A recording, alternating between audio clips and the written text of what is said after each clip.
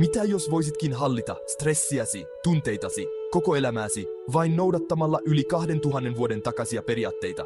Kuvittele maailmaa, jossa jokainen haaste on mahdollisuus kasvaa, jossa jokainen jännittynyt hetki muuttuu tilaisuudeksi löytää sisäinen rauha. Kuvittele elämä, jossa pelko on vain kaukaukainen kuiskaus, jossa vastoinkäymiset muuttuvat mahdollisuuksiksi, jossa sisäinen rauha muuttuu luonnolliseksi olotilaksi. Elämä, jossa jokainen päivä on uusi tilaisuus harjoittaa tyyneyttä ja vahvuutta. Stoalaisuus, tämä ikivanha filosofia, ohjasi suurimpia Marcus Aureliusta, Seneca, Epiktetosta. Nämä ajattelijat löysivät tapoja selviytyä elämän vaikeuksista arvokkaasti ja viisaasti. Ja se voi muuttaa myös sinun elämäsi. Ottamalla nämä periaatteet omakseen, voit löytää uuden näkökulman, uuden sisäisen voiman. Sillä stoalaisuus ei ole ikivanha ja pölyttynyt oppi, vaan käytännöllinen työkalu, jonka avulla arjen haasteisiin voi vastata rohkeasti ja viisaasti. Se on elävä filosofia, joka on valmis sovellettavaksi meidän nykyaikaiseen maailmaamme. Tässä videossa tutkimme yhdessä 13 tärkeää stoalaista periaatetta, jotta voisimme olla vahvempia, rauhallisempia ja kestävämpiä. Nämä periaatteet auttavat sinua löytämään tasapainon ja pysyvän sisäisen rauhan. Opit, kuinka näitä periaatteita voi konkreettisesti soveltaa. Estle ja jaan kanssasi yhden usein unohdetun periaatteen, joka voi muuttaa kaiken. Tämä periaate voi olla avain uudenlaisen tyyneyden ja sisäisen vahvuuden tasolle. Jää kanssamme, sillä matka on vasta alkanut. Yhdessä tutkimme, kuinka nämä ikivanhat opetukset voivat valaista meidän nykypäivän polkuamme. Ensimmäinen ja tärkeä periaate on ero sen välillä, mitä voimme hallita ja mitä emme. Tämä ero on äärimmäisen tärkeä rauhan ja tasapainon täyttämälle elämälle.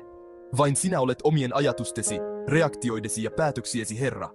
Jokainen päätös, jonka teet, jokainen ajatus, jota ruokit, muovaa todellisuuttasi.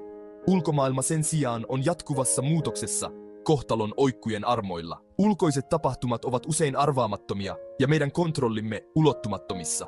Hyväksy se, mitä et voi muuttaa. Tämä hyväksyminen ei ole antautumista, vaan omien vaikutusmahdollisuuksien tunnustamista. Sen sijaan, että taistelet väistämättömyyttä vastaan, suuntaa energiasi siihen, mikä sinusta riippuu, asenteeseesi, ponnisteluihisi, ymmärrykseesi. Keskittyminen näihin asioihin antaa sinulle mahdollisuuden muuttaa asioita. Tämä on sinun todellinen voimasi. Tämä sisäinen voima on se, mikä antaa sinulle mahdollisuuden selviytyä vaikeuksista ja kehittyä eteenpäin.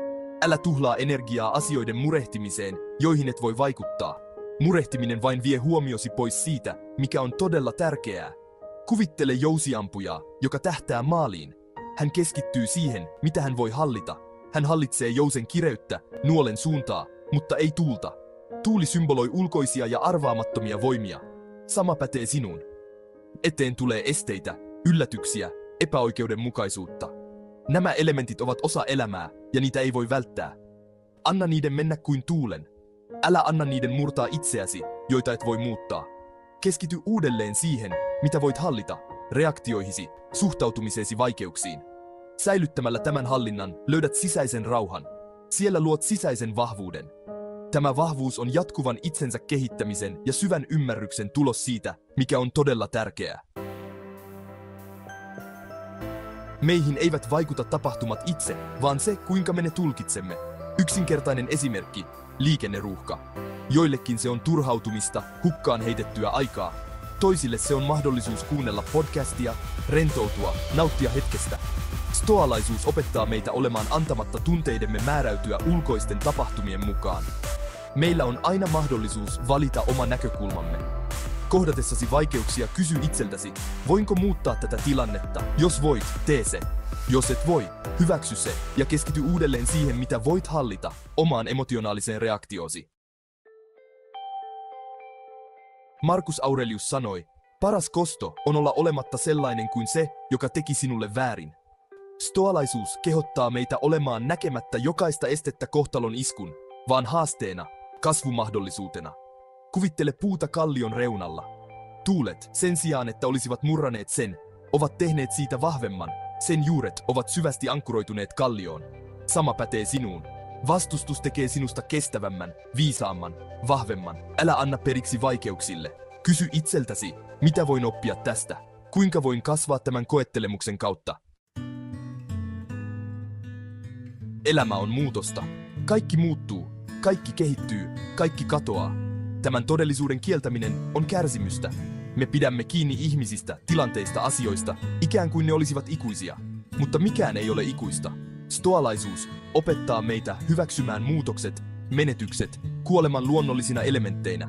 Se ei tarkoita, ettet saa olla surullinen. Asia on siinä, ettei pidä liian tiukasti kiinni, ettei anna sen nielaista itseään. Hyväksy se, mikä on, ja päästä irti.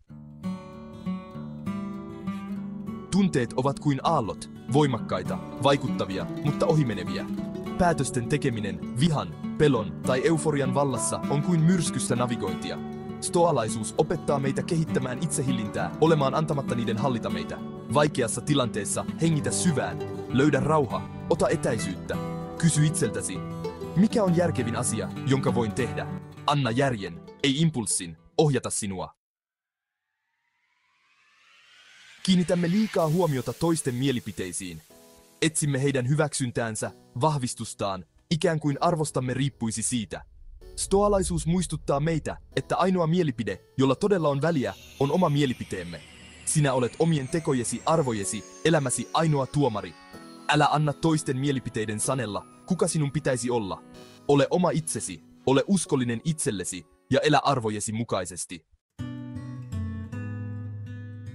Yhteiskunnassa, joka painostaa meitä jatkuvasti kuluttamaan enemmän, stoalaisuus kutsuu meidät yksinkertaisuuteen. Todellinen onni ei ole tavaroiden keräämisessä, vaan perustarpeidemme tyydyttämisessä. Terveys, rakkaus, ystävyys, maailmalle antaminen. Arvosta sitä, mitä sinulla jo on, sen sijaan, että jatkuvasti haluaisit lisää.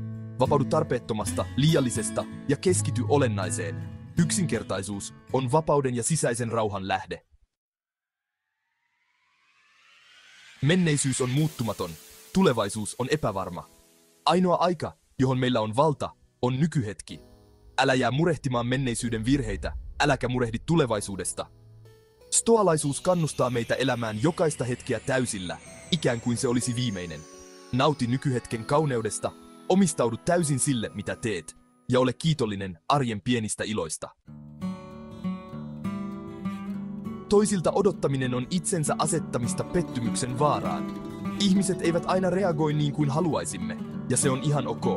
Stoalaisuus kannustaa meitä kehittämään itsenäisyyttä, olemaan riippumatta onnemme saavuttamisessa toisten käyttäytymisestä. Keskity omiin tekoihisi, omiin ponnisteluihisi, ja anna toisten olla sellaisia kuin he ovat. Yllätyt, kuinka paljon vapautta antaa se, ettei odota keneltäkään mitään. Stoalaisuus muistuttaa meitä, että ihmisen todellista arvoa ei mitata hänen omaisuutensa, sosiaalisen asemansa tai suosionsa perusteella. Todella tärkeää on luonteemme, tekomme, se kuinka kohtelemme toisia. Kehitä stoalaisia hyveitä. Viisautta, rohkeutta, oikeudenmukaisuutta, tasapainoisuutta. Nämä ovat todellisia rikkauksia, joita kukaan ei voi sinulta koskaan viedä. Paradoksiko. Mitä kurinalaisempia olemme, sitä vapaampia olemme. Kurinalaitta mieli on kuin aalloilla ajelehtiva laiva. Kurinalaisuus antaa meille mahdollisuuden ottaa ohjat omasta elämästämme, vastustaa kiusauksia ja saavuttaa tavoitteemme. Työskentele itsehillintäsi parissa, luo terveellisiä tapoja ja löydät odottamattoman sisäisen vapauden. Elämässämme kaikki kohtaamme epäonnistumisia. Stoalaisuus opettaa meitä olemaan pelkäämättä epäonnistumista, vaan näkemään sen oppimismahdollisuutena. Jokainen virhe, jokainen este, jokainen viivästys on opetus, josta oppia, mahdollisuus parantaa itseään. Älä menetä toivoasi, analysoi virheitäsi, opi niistä ja palaa vahvempana. Laittakaamme asiat perspektiiviin. 100 vuoden kuluttua emme ole enää täällä murehtimassa pieniä arkipäivän murheitamme. Stoalaisuus kannustaa meitä näkemään suurempaa kuvaa, olemaan antamatta pienten asioiden hallita meitä. Kysy itseltäsi, onko tällä väliä vuoden päästä, 5 vuoden päästä, 10 vuoden päästä? Usein vastaus on, ei. Miksi siis murehtia? Keskity tärkeisiin asioihin, rakkauteen, ystävyyteen, maailmalle antamiseen. Stoalaisuus on paljon enemmän kuin filosofia. Se on viisauteen ja rauhaan. Se on tapa nähdä maailma, ymmärtää, löytää sisäinen rauha. Integroi 13 periaatteita omaan arkeesi, ottamattoman sisäisen joka ohjaa sinua aikojen ja elämän läpi. Kohtaamaan vaikeudet ja rohkeasti. Opit näkemään jokaisen esteen kasvu- ja kehittymismahdollisuutena. Älä koskaan unohda, sinä olet oman laivasi kapteeni. Sinulla on valta valita oma reaktionne joka tilanteessa. Valitse viisaus, valitse vahvuus, valitse stoalaisuus. Tee näistä periaatteista liittolaisesi onnen ja sisäisen rauhan etsinnässä. Jaa tämä video, jos uskot, että se voi auttaa muitakin elämään parempaa elämää.